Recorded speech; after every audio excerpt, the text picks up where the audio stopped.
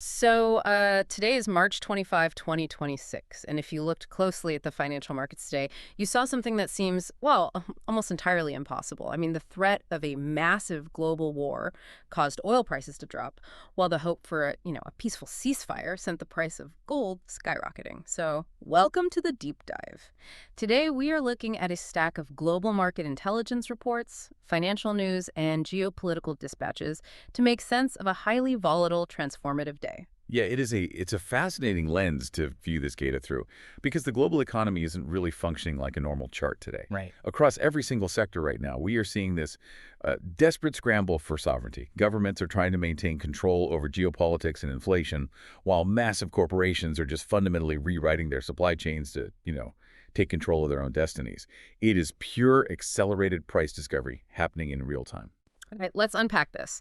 I want to start with the main fault line that's causing all these tremors, which is the Strait of Hormuz.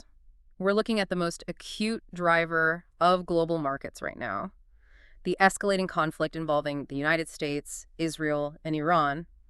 And just to pause here for a second, as we look at the specific diplomatic demands being passed around today, we're reading this strictly as market analysts. Exactly. We aren't taking a geopolitical stance on Washington or Tehran. We are completely impartial here. We're just reading the tape to show you exactly what realities are moving the money in your wallet. Yeah, and looking strictly at the data, the diplomatic maneuvering today was intense. I mean, the U.S., under the Trump administration, circulated a 15-point ceasefire proposal, and this was delivered via Pakistani and Egyptian Oh, intermediaries. wow, okay. Yeah, and the framework is highly comprehensive. Key demands include dismantling all existing Iranian nuclear capabilities, and they specifically targeted the facilities at Natanz, Isfahan, and Fordo. It also demands that the Strait of Hormuz be formally declared a free maritime zone to ensure, international commerce just flows without interruption. Right, because that choke point is massive for global shipping. Exactly. And in exchange, the U.S. is offering a path to lift international sanctions and assist with the civilian nuclear energy program. But the response from Tehran was an immediate rejection, right? Like an Iranian official called the proposal detached from battlefield realities, and then they countered with five demands of their own, which those include an immediate halt to U.S. and Israeli military strikes, the payment of war damages and reparations, and crucially for the global economy, tying right back into our theme today, international recognition of Iran's absolute sovereignty and control over the Strait of Hormuz. Yeah. And while this diplomatic standoff is happening on paper, the physical reality on the ground is just rapidly escalating. The Pentagon has just deployed 1,000 paratroopers from the 82nd Airborne Division to the region. So it's a dual-track strategy, right? Offering a peace framework while simultaneously expanding the military footprint. So going back to the markets, if falling oil prices are making investors bet on lower inflation, I'd assume that means the market is grabbing on to the hope of a ceasefire. Because Brent crude actually dropped 3% today, down to $97.26. Right. But I have to push back on the data here. If the market is genuinely hopeful about peace, why is a classic safe haven asset like gold suddenly surging by nearly 2%, crossing $4,550 an ounce? And the VIX is up to near 27. Like, what is the VIX actually telling us, and why is gold acting like the sky is falling when oil is dropping? If we connect this to the bigger picture, the VIX is essentially Wall Street's fear gauge. It measures the market's expectation of 30-day volatility based on S&P 500 options. Okay. So a VIX near 27 means institutional investors are bracing for violent swings. They are buying insurance against chaos. As for the paradox of falling oil and rising gold, it comes down to a fundamental mechanism called opportunity cost. Right, because physical gold doesn't pay a yield. You just hold it and hope someone pays more for it later. So if oil falls, does that mean inflation fears ease, which changes how investors view interest rates? That's the exact mechanism. Yeah. When oil prices drop, the immediate fear of sky-high, energy-driven inflation starts to cool off. And when inflation fears cool, the bond market starts to price in the idea that central banks won't need to keep interest rates quite so punishingly high. Oh, I see. Yeah, and when interest rates look like they might drop, holding a non-yielding asset like gold suddenly becomes much more attractive. Hmm. You aren't missing out on massive bond yields anymore, so fallen oil makes gold shine brighter simply because it changes the math on future interest rates. Which means this geopolitical energy shock puts a massive target squarely on the back of the Federal Reserve. Oh, absolutely. Because they are the ones actually making those interest rate decisions, which directly dictates the mortgage rate on your house or the APR on your credit card. And right now, the Fed is facing an absolute dilemma. It sounds like they are trying to steer a massive cargo ship that has completely lost its rudder. It really does. The Federal Open Market Committee is deeply, fundamentally divided right now. On one side, you have the hawkish faction led by Governor Michael Barr. He's looking at the volatility in the energy market and arguing that they have to keep interest rates high for a long time. Just to keep a lid on things. Exactly. His fear is psychological. He's terrified that these energy costs become permanently ingrained in inflation expectations. Like, if consumers and businesses expect prices to go up, they will preemptively raise prices and demand higher wages. If that happens, the Fed will have completely lost control of the currency. But then you have Governor Stephen Mirren taking a wildly different stance. Because he was the sole dissenter at the last meeting, and he's been aggressively arguing for a rate cut. I assume his logic is that a massive spike in oil isn't just a standard inflation problem. It acts more like a consumption tax. Yeah, that's spot on. If you were suddenly paying over $100 to fill up your gas tank just to get to work, you aren't buying a new television or going out to dinner. He's terrified this geopolitical shock is going to act as a negative demand, drag, and trigger a domestic recession. So the market is just watching this internal philosophical battle and completely repricing reality. Completely. Think about this a month ago. The futures market priced in a 95% chance of a rate cut this year. Wow. Today. That probability has collapsed to just 8%. In fact, the market is now pricing in a 16% chance that the Fed actually hikes rates again. The 10-year Treasury yield is sitting stubbornly around 4.34%. That means borrowing money is going to stay incredibly expensive for you, for small businesses, for everyone. But just when the Fed thought they only had the Middle East and the bond market to worry about, the U.S. Supreme Court threw a massive structural wrench into the inflation equation. The court ruled 6-3 on the IETA, the International Emergency Economic Powers Act. Essentially, they stripped the president's power to impose broad, non-security-related tariffs for economic leverage. Which is a monumental ruling with immediate cascading effects. It invalidated wide-ranging tariffs on imports from places like China, Canada, and Mexico. But the real shockwave is the financial fallout. The U.S. government now owes an estimated $160 billion in duty refunds to corporate importers. Wait, okay, I understand striking down a tariff logically, but why does that mean the government has to write a $160 billion backdated check? How does that mechanism actually work? It's pretty wild. When a company imports goods subject to these contested tariffs, the duties are essentially held in a complex web of escrow accounts and bonds by Customs and Border Protection. The companies pay it, but legally it's categorized under protest or subject to final liquidation. So when the Supreme Court strikes down the foundational legal authority for those tariffs, the Treasury can't just keep the money. They literally have to reverse the accounting and refund the cash to the balance sheets of these corporations. And the irony here is just staggering. You have the Federal Reserve desperately keeping interest rates high to restrict the money supply, cool down demand, and fight inflation. And at the exact same moment, a Supreme Court ruling forces the Treasury to inject $160 billion of pure, unadulterated liquidity right back into the corporate economy. Yep. It entirely counteracts the Fed's efforts. The government is literally fighting itself. And the administration is scrambling to regain control. Trying to maintain its protectionist stance, they immediately pivoted to an old 1974 trade law, Section 122, to slap a temporary 10% duty on almost all imports for 150 days. Right, just a stopgap measure. Yeah, but the damage in terms of monetary policy and liquidity is already done. It is macroeconomic paralysis. Here's where it gets really interesting. Because while governments and central banks are paralyzed, the corporate sector isn't waiting around for permission. They are actively seizing control. The technology landscape is completely transforming under the weight of artificial intelligence and these severe supply chain crunches. And the biggest shockwave today came from ARM Holdings. Yeah, for context, ARM has traditionally been the architect of the semiconductor world. They designed the foundational blueprints for chips. and then license those blueprints to companies like Apple, NVIDIA, or Qualcomm. And they collect a royalty on every chip made. Exactly. It has historically been an incredible high-margin asset-light business. They have roughly a 97% gross margin because they don't actually build anything physical. But today, ARM announced a historic pivot. They aren't just selling the blueprints anymore. They have developed their own in-house artificial general intelligence CPU chip. They are going to manufacture the physical hardware themselves, specifically for data centers. A massive shift. Right. And they already have Meta signed on as an anchor customer, and their CEO expects this to drive $15 billion in annual revenue in 5 years. The stock exploded upward 20% today, what analysts are calling an episodic pivot. It's like an architect who usually just sells blueprints, suddenly buying a fleet of bulldozers to build the skyscrapers themselves. That's a great way to put it. But I have to ask, giving up a 97% margin business to build physical data center chips seems frantic. Are they just terrified of being left behind, or do they actually think they can beat their biggest clients like AMD and Intel at their own game? What's fascinating here is that ARM clearly believes the risk of not building the hardware is an existential threat. This marks the definitive end of the IP-only era in Silicon Valley.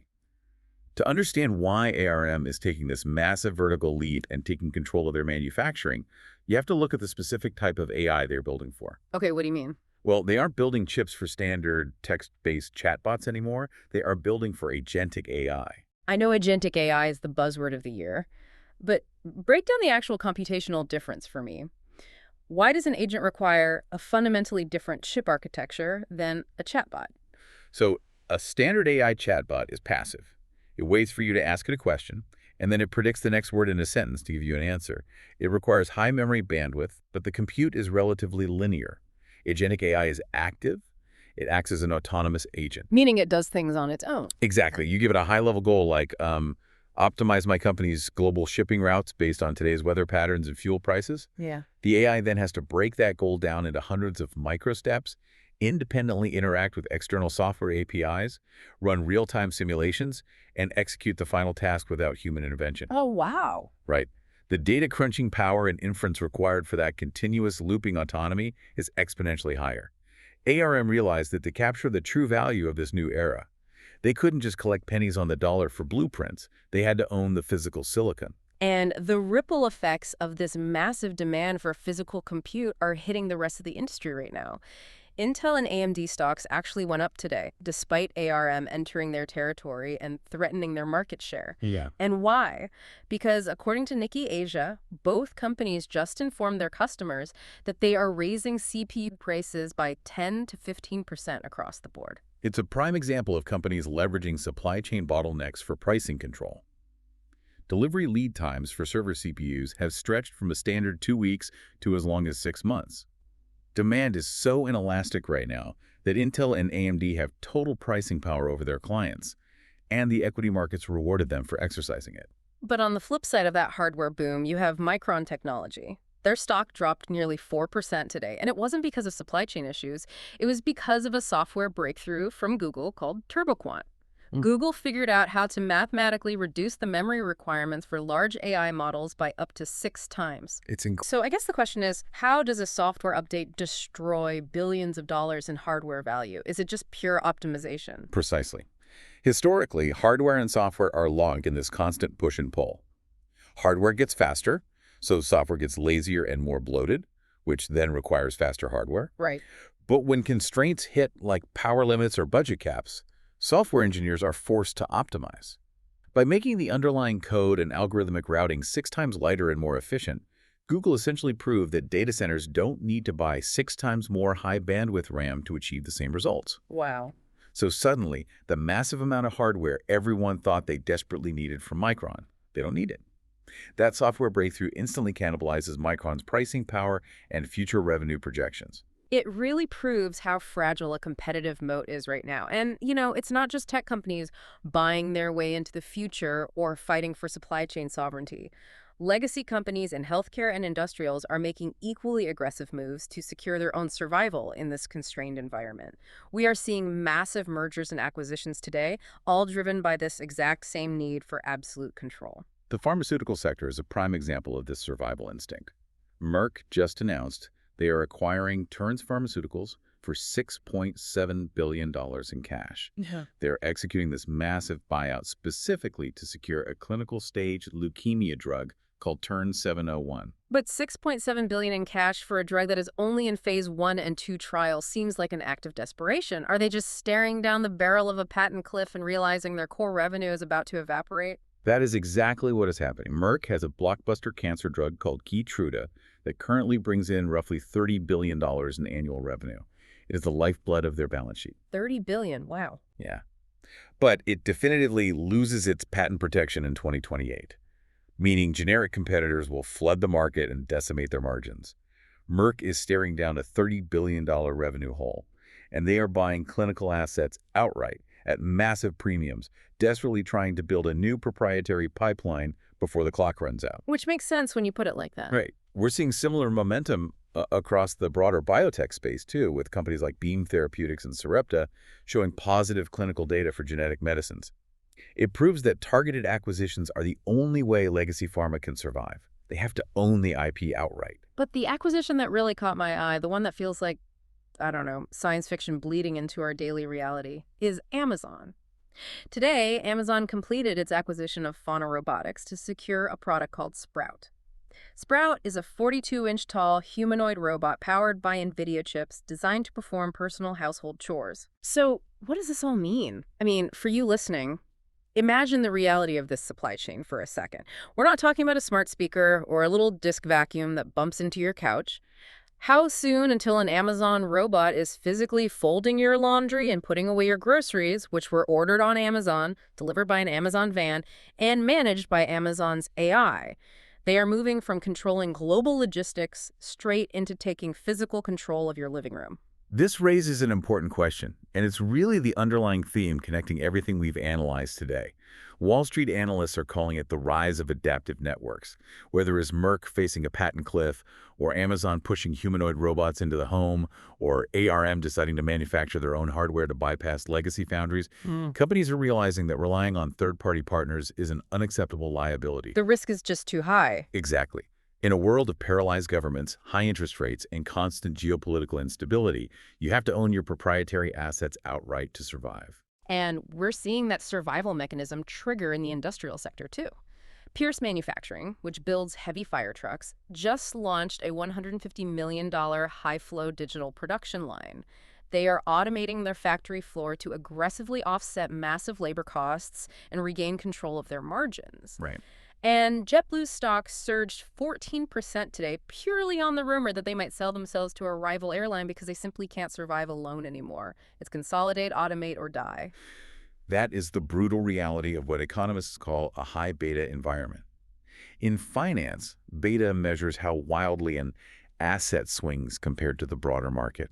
When we are in a high beta, highly volatile macroeconomic environment like today, where oil, gold, and interest rates are violently fluctuating, standard operational efficiency is no longer enough to keep a company alive. Yeah. You need absolute sovereignty over your own operations to absorb those massive external shocks. So let's pull all of this together. We started this deep dive looking at a geopolitical seismograph, the intense standoff in the Strait of Hormuz between the U.S., Israel, and Iran.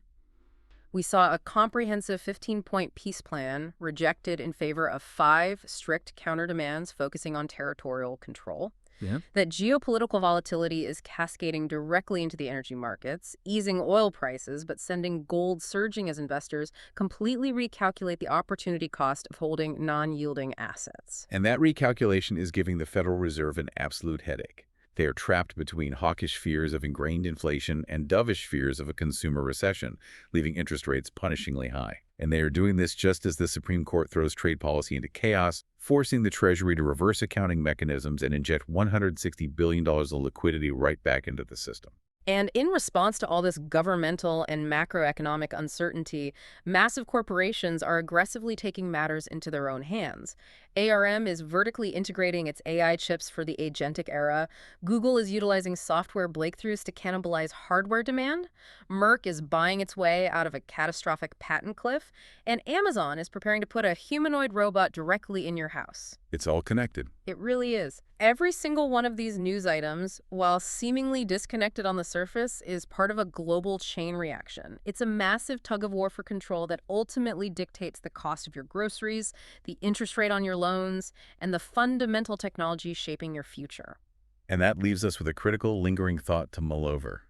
With companies like ARM vertically integrating their hardware to bypass traditional chip makers, and Amazon preparing to put autonomous physical robots inside our homes to manage our daily chores, are we rapidly moving toward a future where a handful of mega corporations control the entire physical and digital supply chain of our daily lives? That's a scary thought.